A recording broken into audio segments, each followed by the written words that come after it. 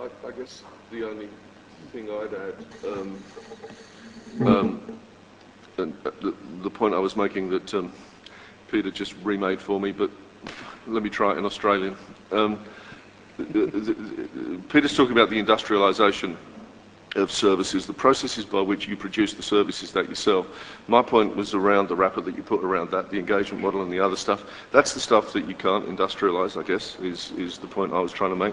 That you can get more and more efficient at the production processes that produce the services that you sell. But when you're dealing with big corporates, the way you deliver that, the relationship and the engagement model through which you deliver that needs to be flexible and driven by the customer. I think that was the point I was trying to make. Good point. Yeah? Hi, Anand Girdhadash from the International Herald Tribune.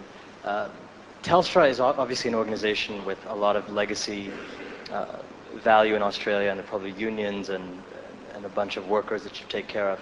If you disregarded all that and had to build Telstra from scratch today, only looking at efficiency, not looking at any of those political or legacy issues, what proportion of your workforce would be in Australia and what proportion would be in low-cost countries like India? Yeah.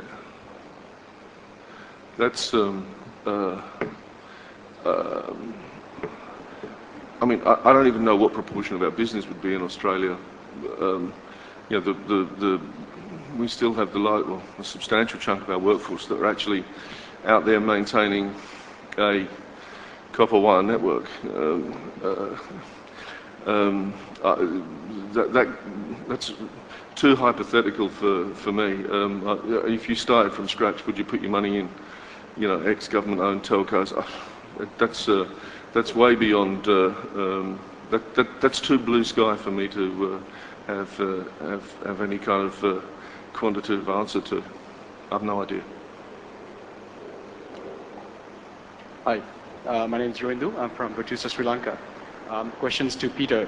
From what you described as what the clients seem to be more and more wanting, it seemed like two key things. One was to pay for results, as well as stronger relationships.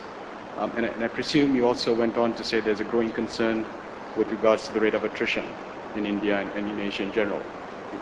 So the question is that in context of the need for strong relationships? And the service provider organization. So you're absolutely right. Issues of employee counts, of new hires as well as attrition should diminish over time as clients truly are comfortable with the delivery model that is output oriented. But it'll take some time to do that. And that's why we think simultaneously the pyramid heightens while it broadens.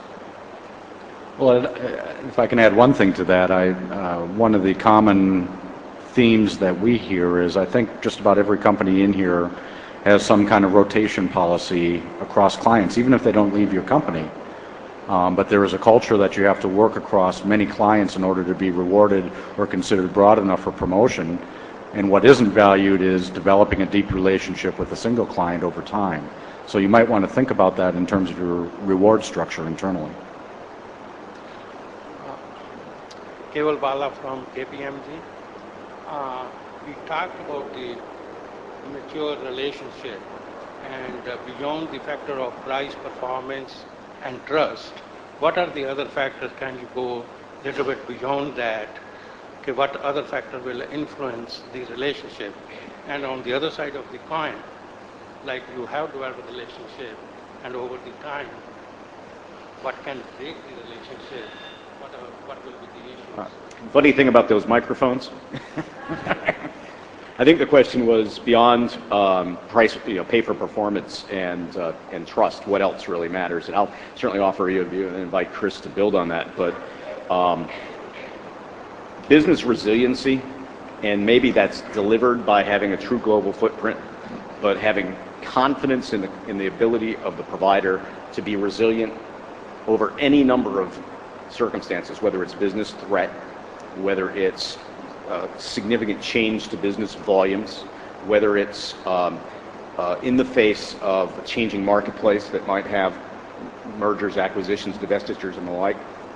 But basically it comes down to confidence in the ability to flex over time and deal with change.